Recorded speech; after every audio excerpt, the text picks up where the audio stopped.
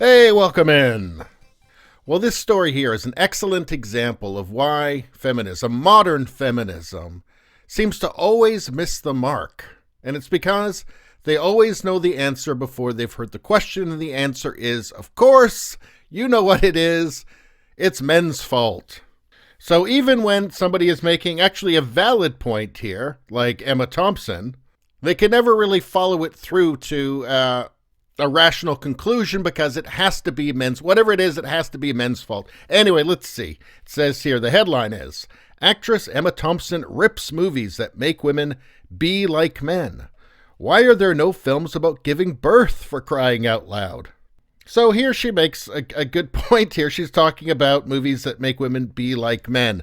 That's the modern thing, right? So action movies. So you take a male role and you just swap it out with a female, and the female acts like a man, and the movie bombs.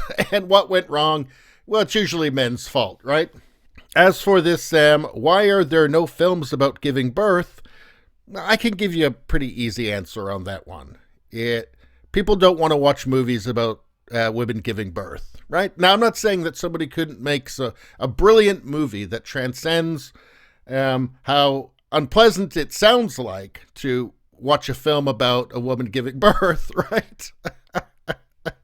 But I'm not saying somebody couldn't make a great movie about that, right? It's probably not going to be a huge genre thing where that people flock to. Anyway, now it does seem like right now, over the last 3-4 years, the people with the money to make the movies do seem to be ignoring what people actually want, and we've seen a lot of, blockbuster flops, or didn't do nearly as well as they were supposed to do. And because there was a lot of talk about like feminism in them and gender swapping and girl power and all that sorts of thing in things like action movies, where it seems like they're trying to force a square peg into a round hole, and it didn't work. And I think if women genuinely wanted that, they'd probably be there. But anyway, just going to interrupt for 1 second to say, if you like this content, subscribe so you can see more. Thanks a lot. Speaking on Culture Blast podcast, the former Love Actually star said that it's not good enough to simply give a woman a gun and have her act like a man, even going so far as to say that movies should utilize a woman's femininity as a source of her heroism.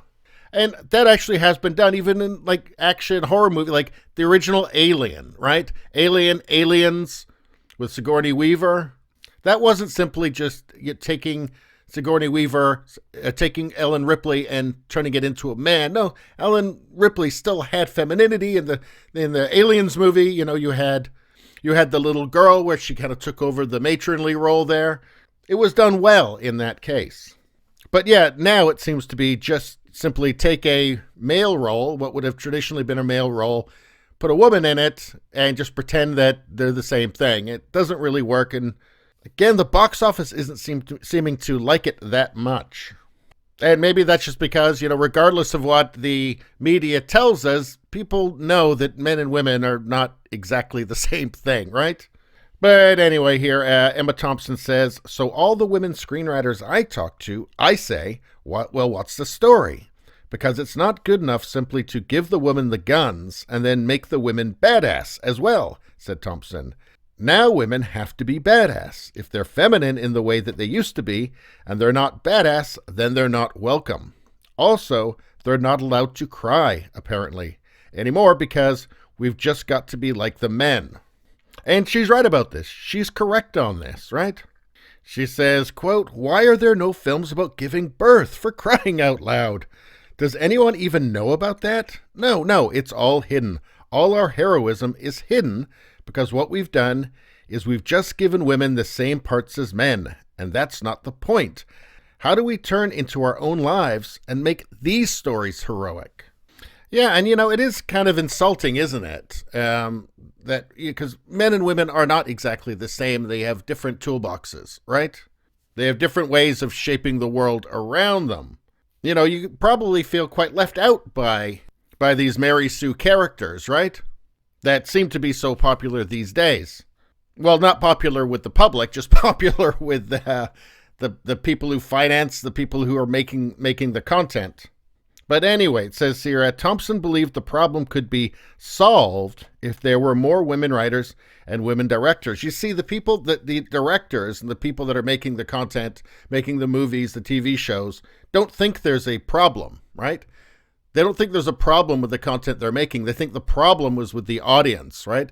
So they need to be socially engineered to like the content that they're making. Again, the problem's with you. It's not with them. With their kind of new woke dogma and religion, there's no problem. I mean, men and women are the same. You have to just take that at face value. Evolutionary biology, just evolution itself. These are all just bigoted things, right? The fact that we're a sexually reproducing species, sexually dimorphic.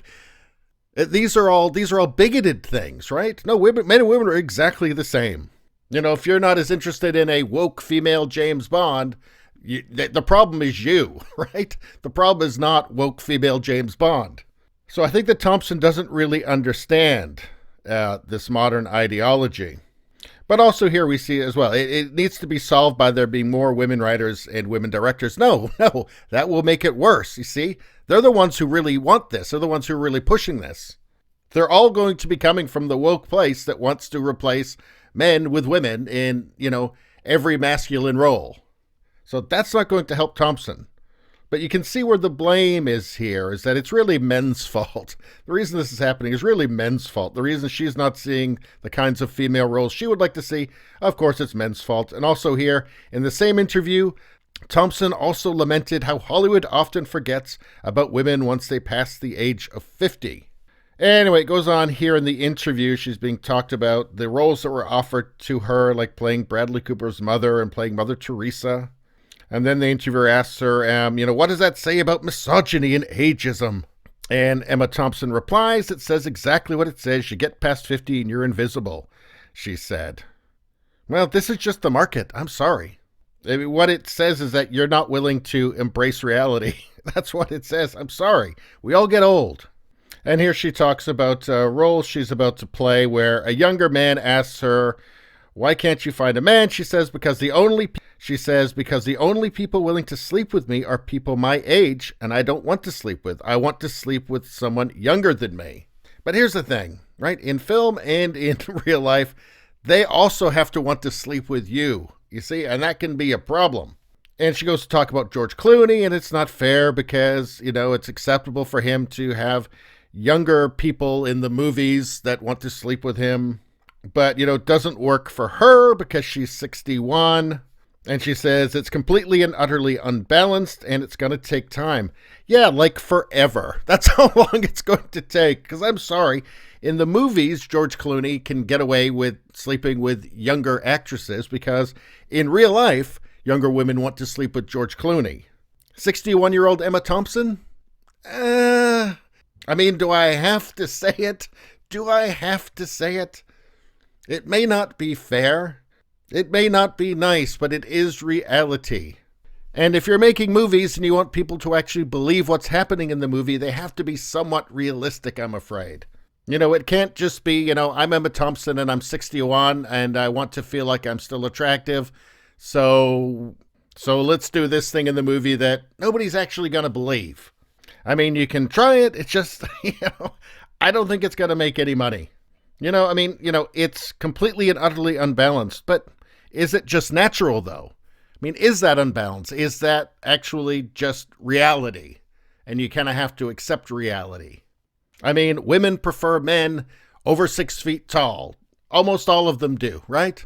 If they have a choice of the same guy at, say, 5'10", and then the exact same guy in every other way, except he's 6 feet tall, they almost always would choose the guy who's taller. That's just the way it is. Is that unbalanced? Is that unbalanced? Are any women going to go on a crusade to socially engineer women to not have that preference? Of course not. And, it's a shame in this because she is right. She is right that just making women be like men is pointless. It doesn't work. It doesn't work for the audiences. It doesn't work in the market. And in fact, you just get worse art out of it. But, unfortunately, she's not able to extend that out to something that would be constructive. It just goes to the same old, tired old, answer before you know the question, men's fault. And that's all I got to say about that. Thanks for tuning in. Please subscribe, like, and share. That really helps me out. If you just like to listen, there's the podcast Radio Baloney. It's on pretty much every platform, including Spotify. Thanks a lot. I'll see you next time.